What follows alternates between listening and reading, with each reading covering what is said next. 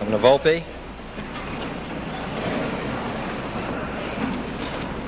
Speaker Thompson, President Powers, Lieutenant Governor McLaughlin, members of the General Court, constitutional officers, Reverend clergy, ladies and gentlemen.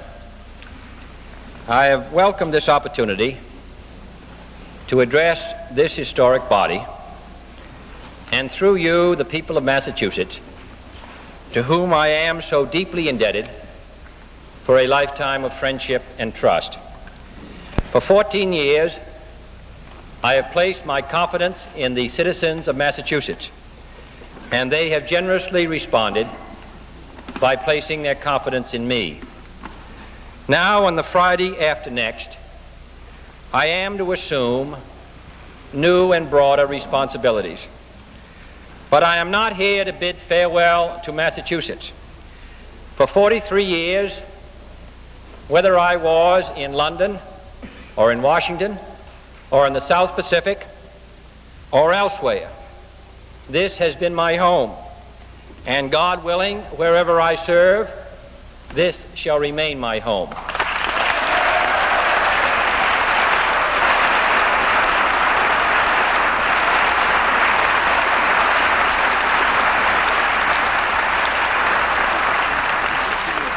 It was here that my grandparents were born. It is here, I hope, that my grandchildren will be born. I speak neither from false provincial pride nor artful political flattery. For no man about to enter high office in this country can ever be unmindful of the contributions which this state has made to our national greatness. Its leaders have shaped our destiny long before the great republic was born. Its principles have guided our footsteps in times of crisis as well as in times of calm. Its democratic institutions, including this historic body, have served as beacon lights for other nations as well as for our sister states. For what Pericles said of the Athenians has long been true of this Commonwealth: we do not imitate, for we are a model to others.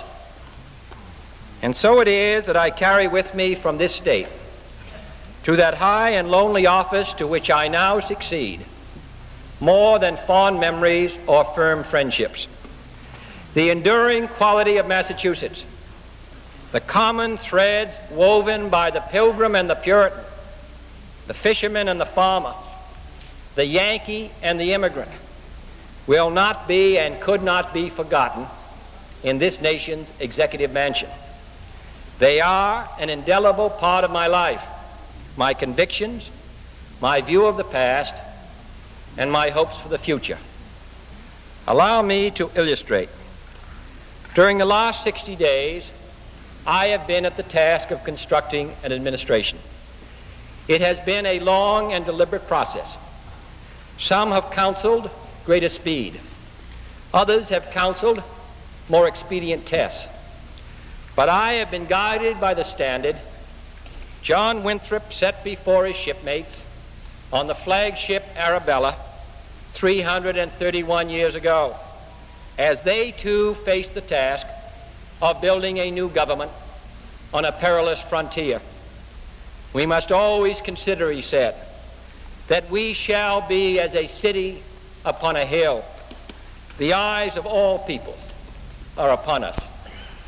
Today, the eyes of all people are truly upon us, and our governments in every branch, at every level, national, state, and local, must be as a city upon a hill, constructed and inhabited by men aware of their great trusts and their grave responsibilities. For we are setting out upon a voyage in 1961, no less hazardous than that undertaken by the Arabella in 1630. We are committing ourselves to tasks of statecraft no less awesome than that of governing the Massachusetts Bay Colony, beset as it was by terror without and disorder within. History will not judge our endeavors, and a government cannot be selected merely on the basis of color or creed or party affiliation.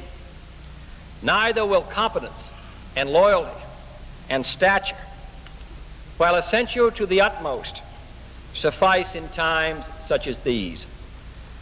For of those to whom much is given, much is required. And when at some future date the high court of history sits in judgment on each one of us, recording whether in our brief span of service we fulfilled our responsibilities to the state, our success or failure in whatever office we may hold will be measured by the answers to 4 questions. First, were we truly men of courage, with the courage to stand up to one's enemies and the courage to stand up when necessary to one's own associates, the courage to resist public pressure as well as private greed? Secondly, were we truly men of judgment, with perceptive judgment of the future as well as of the past, of our own mistakes as well as the mistakes of others, with enough wisdom to know what we did not know and enough candor to admit it? Third, were we truly men of integrity, men who never ran out on either the principles in which they believed or the people who believed in them, men whom neither financial gain nor political ambition could ever divert from the fulfillment of our sacred trust? Finally, were we truly men of dedication, with an honor mortgaged to no single individual or group and compromised by no private obligation or aim, but devoted solely to serving the public good and the national interest? Courage, judgment, integrity, dedication, these are the historic qualities of the Bay Colony and of the Bay State, the qualities which this state have consistently sent to this chamber, here in Beacon Hill in Boston and to Capitol Hill back in Washington. And these are the qualities which, with God's help, this son of Massachusetts hopes will characterize our government's conduct in the 4 stormy years that lie ahead.